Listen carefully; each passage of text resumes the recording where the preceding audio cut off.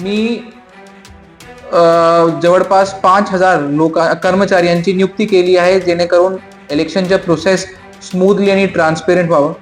आता मी भिवंडीकरांना विनम्र निवेदन करतो आणि आवाहन करतो की आपण मोठ्या प्रमाणात 15 तारखेला वोटिंग करावं. सुट्टी जरी असली तरी पण आपण बाहेर यावा आणि वोटिंग करावा. आपल्यासाठी आपण पोलिंग बूथवर विशेष वेगवेगळी इम्पॉर्टंट माहिती आपल्याला सांगणार आहोत. पहिला शेड्यूल होता आयुक्त महानगरपालिका यांनी निवडणूक कार्यक्रमाची सूचना शासन राजपत्र व किमान 2 स्थानिक वृत्तपत्रात प्रसिद्ध करण्याची तारीख जे 18 डिसेंबर होती, गुरुवार.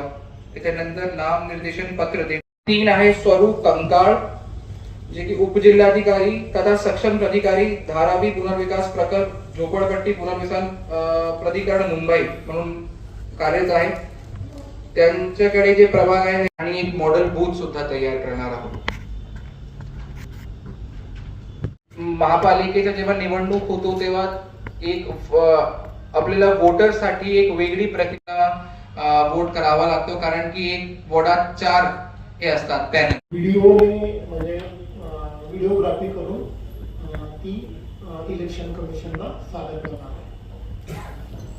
या संवेदनशील केंद्र आणि अतिसंवेदनशील केंद्र याच्या संदर्भात बैठक होत असते. त्या बैठकीमध्ये ते आपण डिसाईड करतो. या संदर्भातली बैठक अद्याप झालेली नाही. त्यानंतर जेव्हा बैठक होईल तेव्हा आम्ही तुम्हाला कळवतो. आयुक्त साहेब नमस्कार, मी अनमोल सागर, भिवंडी निजामपूर शहर महापालिका आयुक्त. भिवंडी महानगरपालिका क्षेत्रात आता इलेक्शनचा शेड्यूल सुरू झालेला आहे.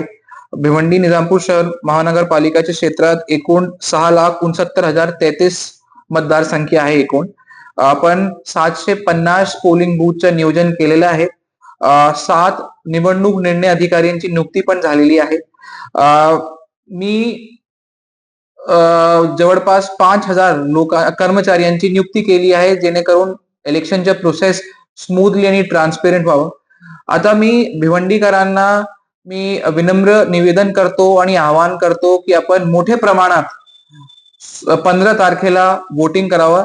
सुट्टी जरी असली तरी पण आपण बाहेर यावा आणि वोटिंग करावा. आपल्यासाठी आपण पोलिंग बूथवर विशेष सुविधा पण ठेवलेली आहे. पिण्याची पाण्याची सुविधापासून टॉयलेट पर्यंत सगळे. आपण वोटर ऍप मताधिकार ऍपवर आपलं नाव शोधून आणि आपला पोलिंग बूथ सुद्धा आपण शोधू शकतो. तर मी परत आवाहन करतो की आपण मोठ्या प्रमाणात वोटिंग करावं. धन्यवाद.